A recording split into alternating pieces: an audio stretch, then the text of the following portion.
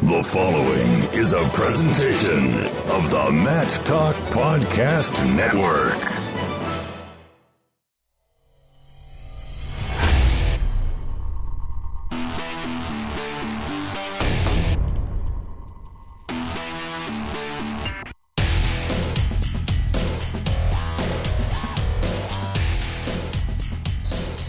Continuing on, Fargo 2019 with Gary Brownell, who you do not know. Gary Brownell, you know him as Gimp, here with Team New Jersey. He's been software engineer, guru, wrestling, pairing master forever.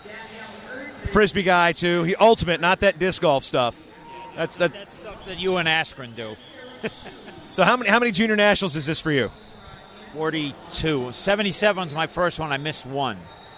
So 12 years ago or something. Yeah. So what typically is your role? Because, it's varied over the years, but the last several years, actually several, it's probably almost a decade now. What's your primary role here with Team New Jersey? Currently, being from New Jersey, I run numbers. So, and basically it's just, of course, obviously the software does a tremendous job as we've gone through the years, but I try to just tailor it a little bit more towards what the kids need and what the coaches need.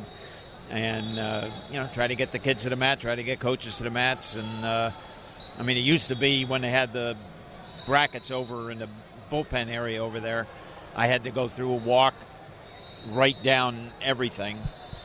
And then I'd go through the mats and find New Jersey people and tell them their next bout numbers. More the coaches probably at that point. And so I just run around, go back over, get the next few. So now, obviously there's stuff you can pull up in front of you and do it fairly quickly. You're doing things a little beyond pulling up just a bracket. You've got PHP admin here running. You're running all sorts of stuff that's beyond the knowledge base of everybody else. I look at that and I'm like, okay, that's how I set up my database. I don't play with it anywhere else. But the evolution of technology. You've been on the front end of that for many, many years. You did the bracketing, the NCAAs for a long, long time. What has technology meant for the sport of wrestling in your vantage point? Well, it's just made it easier to follow. You go back so far, and actually you don't even – there's still a lot of people that are in the Stone Ages. And, just trying to – when am I up? You used to have to just listen to – I don't mean this to sound like an insult, but you used to have to listen to Sandy. Since she was – and sometimes you just – there's so much going on, you got to tune it out. Nothing against her. She's awesome. But, still, it's you got to listen and you got to see. It's just too much. And you missed the bout. You didn't hear the call. You're talking to somebody. Now it just comes up on your phone, or you have bout boards or, whatever, and it just gets people there. And the accuracy of wins and losses has skyrocketed in the last few years. Because now at the table, you can see who's who. The scoreboards will tell you who's who and whatnot, rather than just red and green, and you might screw that up. But it's just the accuracy, the speed. I've seen the speed of what I look at as bouts per mat per hour, just because of this. Typically folk style, you'd say your college bouts, you're 5-6 bouts per hour, freestyle 9 or 10? 6 or 7, but yeah, in high school, when I used to do the preps for a long, long time, even with some computerization, it would be, we had 8 mats, I was doing exactly 60 bouts per hour. It was just coincidental. Somebody had asked me how long, and I could figure it out. But then as we grew up in the technology, we just kept pushing, and now we're getting 10 per hour. Like that was about 7.5 per hour per mat. Now we'll get 9 or 10, and it's just the kids know where to go. They go to the mat instead of where am I, and you got to try to listen. What mat did she say, and you get lost. And but now ahead of time, and way ahead of time. It's been a while since somebody missed a match. Well, we won't go there. I think it was a world teamer. Now, when we go back and look, 42 years is a long time. Was what Iowa City when you started coming, or was it in Cedar Falls? And, what have you seen from the evolution of just the tournament since it was just the juniors, and then on to the cadets in the 80s, and then coming together here in '96 in Fargo. Well, I mean, it's always been great wrestling, and you had some of the best kids. I mean, it's a mix. Like for us, obviously, it's a mix of developmental kids and then the studs. And but I mean, it was pretty much that.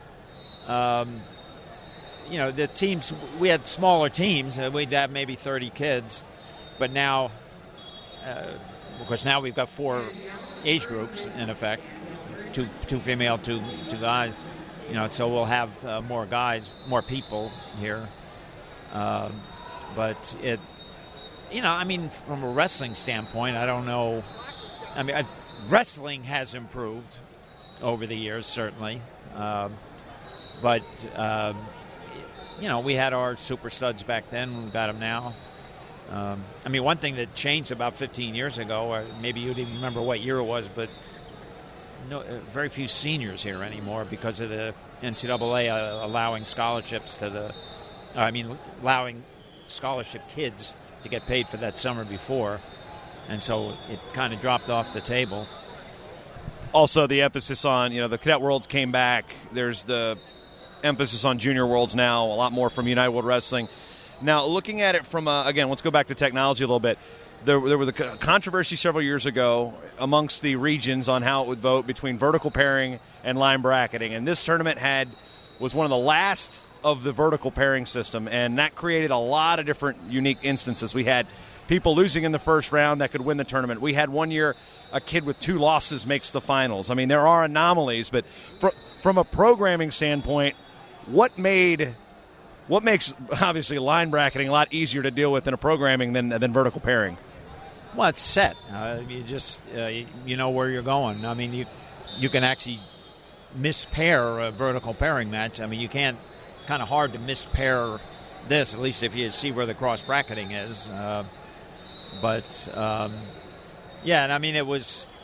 Although the advantage of doing something wrong with the vertical pairing, nobody knew.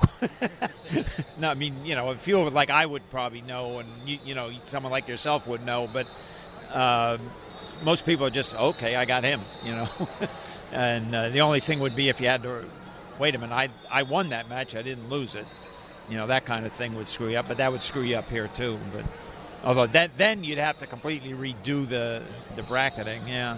And the people with the better handwriting usually got sucked into the pairing. I always looked at, good. We got a bunch of kids in this weight. Good. It's written by one of the nice handwriting people. Now, another thing is... That's actually one of the reasons I got into the computers. My handwriting stinks. And I got to write a program to do this. Now, with the pairing situation, that's one thing that's interesting is we always look at the bad draws. And now the benefit, at least in my perspective, is if you lose your first-round match, you're going to have somebody else that lost a first-round match. In 2012, a guy named Brett Haas wrestled Jaden Cox and Kyle Snyder back-to-back matches in the last year of the old vertical pairing system. That cannot happen now unless somebody put up a Herculean effort and one of those guys got beat in the first round. Right, yeah. That's, I mean, one of the downsides of the cross-bracketing, something I wanted to try to see if I could get people to fix a little bit, is if, like, first or second seed gets upset, that poor guy, that lost to the other one, all of a sudden he gets the other one. You go right from the first seed to the second seed because it's a mirror image cross-bracketing. But, but that's not going to happen in the normal course of it. Yeah. And they didn't do a lot of seeding in the vertical pairing world either. Now, the whole point of this series this week is talking about your favorite or most memorable Fargo moment. And I have Fargo in air quotes because it can go back to Iowa City, it can go to Cedar Falls, and go to Warrensburg for cadets when they started. What are, maybe just off the top of your head, some of the more memorable things you remember over the years about this tournament, whether it be here or where it's always been, or where it's been, I guess? Well, I mean, for me, it's been about just being here with the kids. I mean, obviously we've had New Jersey's had a large number of champions, and some years that we won the tournament or placed high. I mean, to be honest, the biggest things for me are coming here and then seeing those kids at states or when I was running nationals, and like they'd come around during their warm up, they'd see me come over. I mean, that's the biggest thing. That's the best thing for me. And we were just talking about this. I've got 4 here where I've had father-sons or one father-daughter in this case. And that means more to me than, I've run all these tournaments. That's nice and all that. But but that, to me is so much that I said we've got 4 kids here that the fathers wrestled on this team when I was with it. I mean, that obviously makes me pretty old. I'm waiting for a grandkid, but that has, just like she was saying just before. But always a pleasure, Gimp. Thanks for the time and the witty comebacks whenever I need a stat. Yeah, now you got me there on that one. That's what.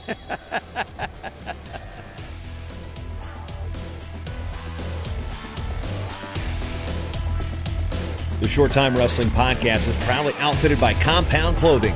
Shirts, singlets, custom gear orders, everything you need. Call up Cliff and the crew at cmpteamwear.com.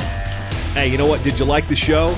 You want to hit that subscribe button? MatTalkOnline.com/listen. Various different ways to subscribe to the show on your favorite podcatcher of choice. And if you're already subscribed, you already listened, and you love the show, and you want to support this show and this network, MatTalkOnline.com/join the team. Become a team member today.